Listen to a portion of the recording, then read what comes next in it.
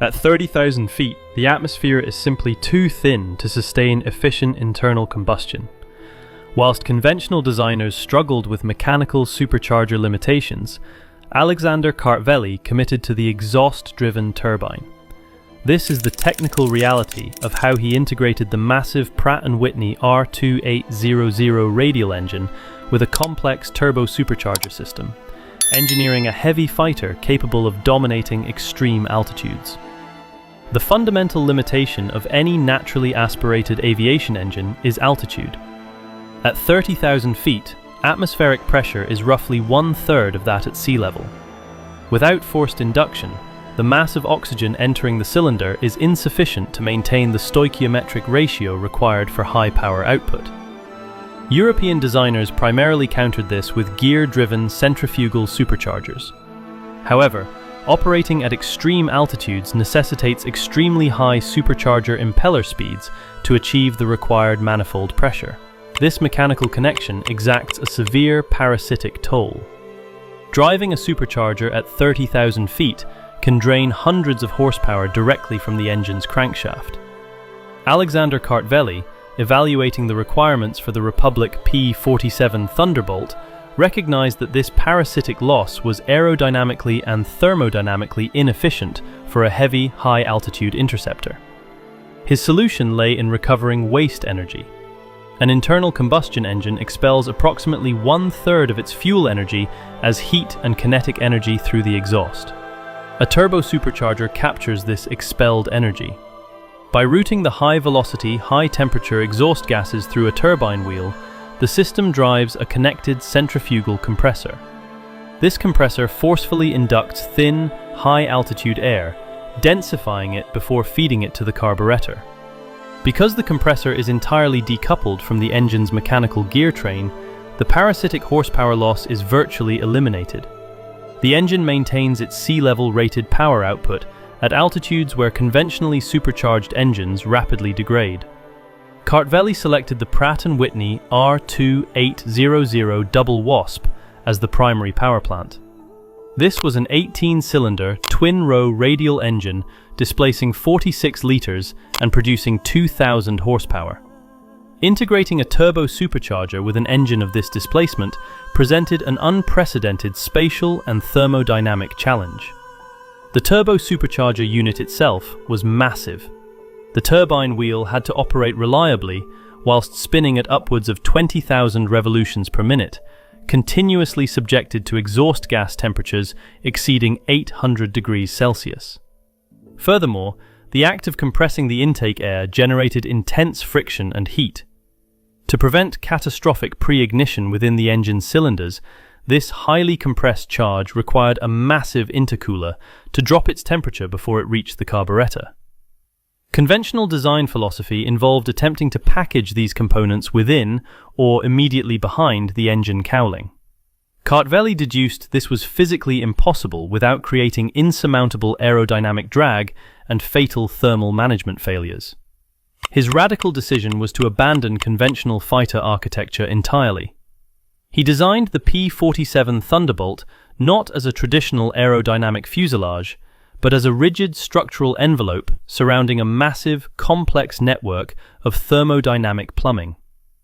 He placed the heavy turbo supercharger assembly far aft in the fuselage, well behind the cockpit. This decision resolved the center of gravity issues created by the heavy R2800 engine up front, but it dictated the Thunderbolt's characteristically deep elliptical cross-section, setting the stage for the most extensive ducting network ever placed in a single-engine fighter. Having positioned the massive General Electric turbo supercharger in the rear fuselage, Alexander Kartvely faced the primary thermodynamic challenge, transporting the volatile exhaust gases from the engine to the turbine without destroying the airframe.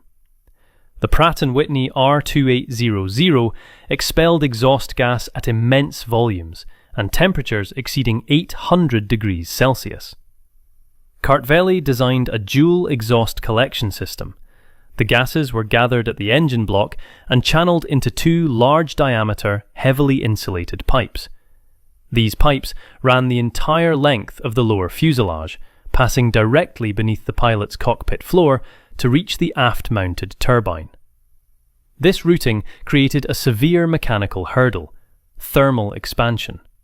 Steel ducting, subjected to such extreme temperature variations, will expand and contract significantly along its length.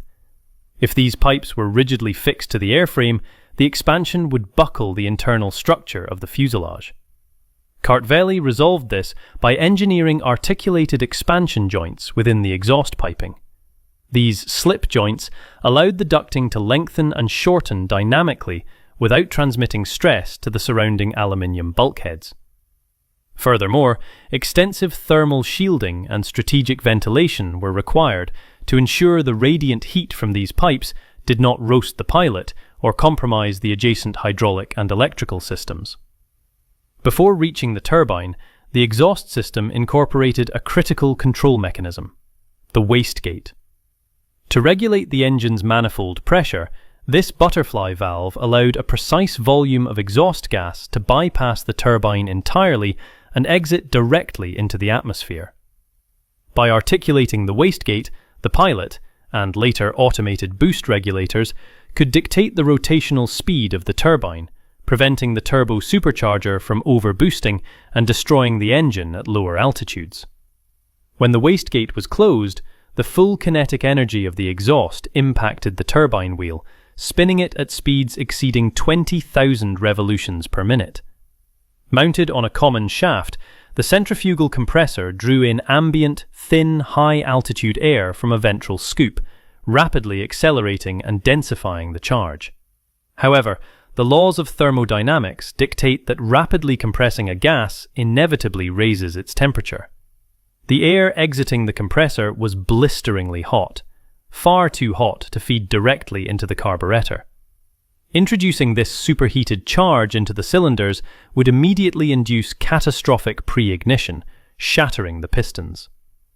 To resolve this, Kartvely engineered a massive air-to-air heat exchanger, or intercooler. This unit was positioned deep within the lower fuselage, physically located beneath and behind the pilot. The hot, compressed air from the rear compressor was routed forward through internal ducting into the intercooler core. Simultaneously, a separate stream of cooling air was required to extract that heat. This explains the Thunderbolt's distinctive gaping nose cowling. The lower half of that cowling was not for engine cooling, but was a massive ram air intake. This cool, ambient air was channeled straight through the lower airframe to flow over the intercooler fins, extracting the thermal load from the compressed intake charge before being exhausted through variable doors on the fuselage sides. Only after passing through this intercooler was the now dense, cooled air finally routed upward into the downdraft carburetor, mixed with high-octane fuel and delivered to the cylinders. This intricate, heavy and complex thermodynamic loop was the defining characteristic of the P-47. It was an aeroplane built to accommodate its own life support system. While it resulted in the heaviest single-engine fighter of the war, Alexander Kartvely's uncompromising approach to spatial and thermal packaging yielded an interceptor that possessed absolute mechanical supremacy at altitudes where other aircraft simply could not breathe.